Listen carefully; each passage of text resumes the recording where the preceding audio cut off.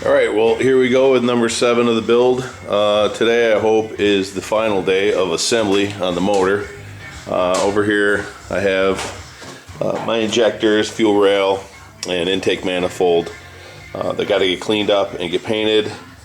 Throttle linkage. I guess I'm just going to paint that. I'm going to clean up the coupler and install that after the flywheel goes on. And this exhaust manifold, I'm going to paint that, get that cleaned up and paint that. Oil sending unit is garbage, so I got to go find another one of those. And the sending unit for water temperature, I don't remember where it is, right here. That's also bad, so I'm going to go get 2 of those sending units or sensors or whatever they are, and start to get this thing back together. So hopefully today it will be the final assembly. We'll take a look at it as it goes in the machine. Oh yeah, the starter's got to go on. And then after this, the next videos are going to be, I got to paint the inside of here. It's just got primer on it, and there's a few more things that got to come off so I can get the whole inside here painted.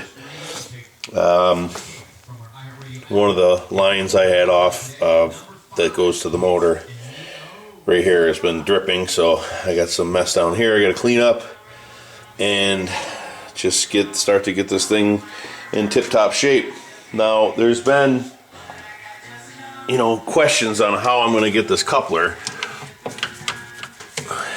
how I'm going to get that coupler from when it's on the back of the motor inside the flywheel, how I'm going to get it on the pump. And I think that since I have the radiator out and I can physically get my hands down in here next to the motor, I'm thinking maybe I can guide it in there with my hand.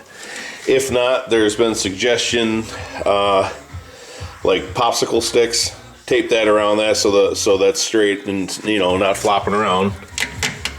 And then also a friend of mine was over today, wrap a wire around it, bring the wire up through this hole here, and then I can pull up and down on the wire to raise and lower that.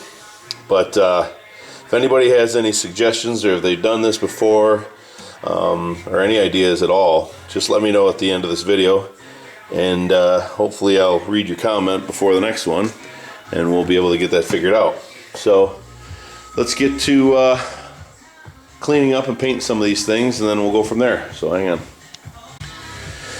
Alright, now that the intake manifold's on, I went ahead and put these little connectors on between the glow plugs. And if you remember, the wire comes in from the cab, it goes to this glow plug, and when the solenoid clicks, it sends power to this glow plug and then just feeds down the line to the other 3. So before I put them on, I just cleaned up the end of the connections real well. And these tops that go on these glow plugs, you can, the knurled, so you can grab them with pliers or stuff, but what they're meant for is a screwdriver. Screwdriver fits in this little crack, and then you can turn it. But I'm going to leave this one loose because once the motor's in, I gotta spin this one off, put that wire on. These are all nice and tight, and I gotta go get some high temp black. I thought I had some, but I don't, so I'm gonna go get some high temp black. And missing a bolt there, lost it. Can't seem to locate the 3 that go here. When your garage looks like this, you're gonna lose a lot of things, so take it from me, don't leave it like this. So I'm gonna go get some parts and some paint and get back at it. Alright, I have them torqued down and just threw some paint on there real quick. Oh, I forgot to bend one of those tabs back. These little tabs, they just kind of bend up and fold around the edge of the nut, or the edge of the bolt, and it prevents the bolt from backing out on its own.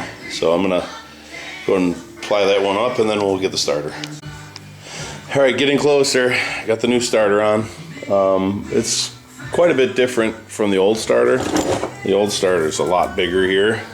This one's got a smaller motor, but everything else seems to line up, and the gear's the right size and everything. So I imagine it's just, I don't know, newer technology. We're able to use a smaller motor, so hopefully that'll work. And now I'm gonna continue on by putting the fuel lines on. All right, after the starter was on, I had to put this plate on here because that accepts the coupler. But I'm not going to put the coupler on yet because I want to try to get this motor started on this bench before installing it to check for leaks and everything. And I don't want this thing flopping around, so I'm going to put that on last minute. Injector lines are over here drying from paint, and I'm going to go ahead and put those on right now. All right, injectors are installed, fuel lines are installed, everything's all nice and tight. When I took this hose off, it broke off about 3 or 4 inches, so it's too tight. So I got to go get another one of those return lines or feed line. I don't even know what it is. I don't have the high temp heat paint on there yet, so I just mock that up real loose. No gaskets or anything yet until I get the paint. The alternator bracket is over here drying. They're painted up. And that's about it. I think once I get this exhaust painted, put the manifold on and all that stuff, there's the water return or feed. I don't remember which one this is, but it's in the way of my lift point, so I will put that on after the motor's in. A few little, like this breather hose that goes on. So the reason why this isn't painted is because I have a little issue. When you turn this needle is supposed to come out, but what's happening is the wheel is actually unthreading from that needle. See? So I need to take this off, maybe double nut it and get that out, or take this off. Yeah, maybe take this off and get this wheel on there, locked on, and then that'll be good. I need to get oil filter. There's a fuel filter go on. Another fuel line goes here. I can't remember where that goes. I think it goes to the, I don't even know. I'll figure it out. So that's it for now. Getting nervous. I think tomorrow is going to be the day.